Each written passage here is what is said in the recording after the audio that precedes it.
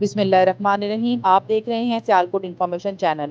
سیالکوٹ سے خواجہ ایمان کی رپورٹ کے مطابق Sialkot government lady Anderson high school کی شاندار کامیابی۔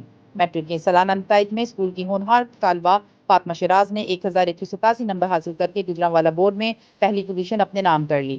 اس شاندار کامیابی کے سلسلے میں ایک پرکار تقریب کا انعقاد کیا گیا، جس میں M D A Tariq Subhani, C E O education Sialkot, commissioner Gujranwala Naveed Sherazi اور چیئرمین بورڈ احتشام بٹ نے شرکت کی۔